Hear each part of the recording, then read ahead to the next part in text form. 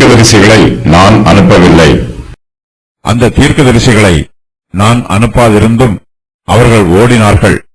அவர்களோடு நான் பேசாதிருந்தும் அவர்கள் தீர்க்க தரிசனம் சொன்னார்கள். அவர்கள் என் ஆலோசனையிலே நிலைத்திருந்தார்களேயாகில் அப்பொழுது அவர்கள் என் வார்த்தைகளை ஜனங்களுக்கு தெரிவித்து அவர்களை தங்கள் பொல்லாத வழிகளையும் தங்கள் செய்கைகளின் பொல்லாப்பையும் விட்டு திருப்புவார்கள். இஸ்ரவேலின் தேவனாகிய கர்த்தர் கள்ள தீர்க்கதரிசிகளை தம்முடைய ஊழியக்காரர்களாக அங்கீகரிக்கவில்லை. அந்த தீர்க்கதரிசிகளை நான் அனுப்பாதிருந்தும் அவர்கள் ஓடினார்கள். அவர்களோடு நான் பேசாதிருந்தும் அவர்கள் தீர்க்க தரிசனம் சொன்னார்கள் என்று கர்த்தர் கள்ள தீர்க்கதரிசிகளை பற்றி சொல்லுகிறார். கர்த்தர் கள்ள தீர்க்கதரிசிகளுக்கு தம்முடைய செய்தியை வெளிப்படுத்தவில்லை.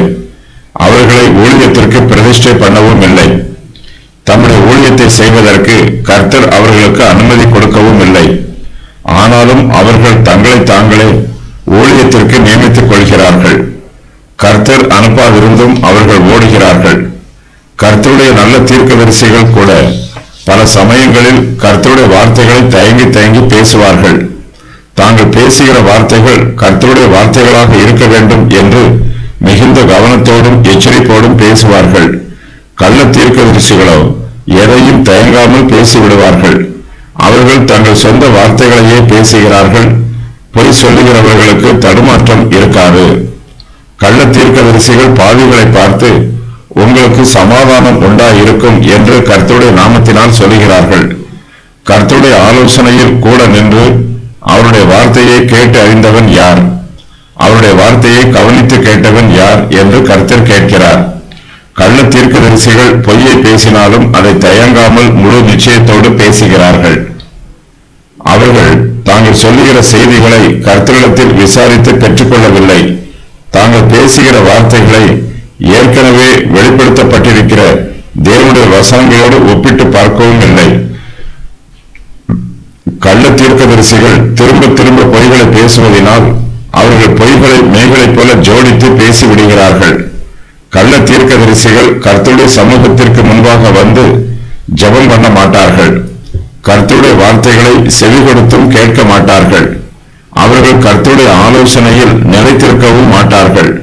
தாங்கள் சொன்ன வார்த்தைகள் நிறைவேறுமா என்பதை பற்றியெல்லாம் கள்ள தீர்க்கதரிசிகள் கவலைப்படுவதில்லை. தங்களுடைய மனதில் தோன்றுவதை கர்த்தருடைய வார்த்தை என்று தைரியமாய் பேசுவார்கள். அவர்கள் என் ஆலோசனையிலே நிலைத்திருந்தார்களே ஆகில் என்று கர்த்தர் கள்ள தீர்க்கதரிசிகளை பற்றி சொல்லுகிறார்.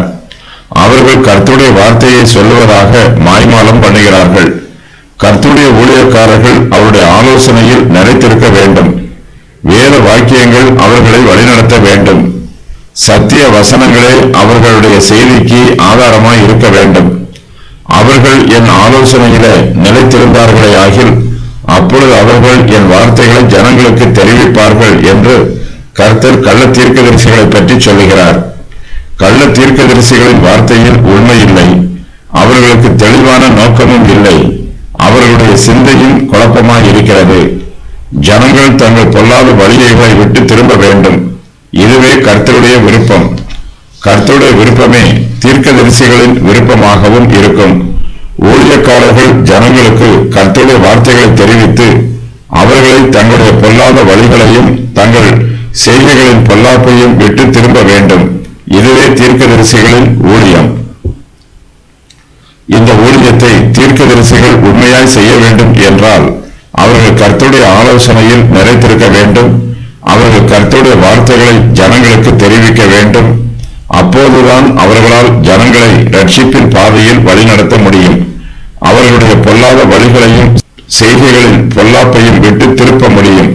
ஊழியக்காரர்கள் கர்த்தருடைய ஆலோசனையில் நிலைத்திருக்கவில்லை என்றால் அவர்களுடைய பிரசங்கத்தினால் யாருக்கும் ஒரு பிரயோஜனமும் உண்டாகாது.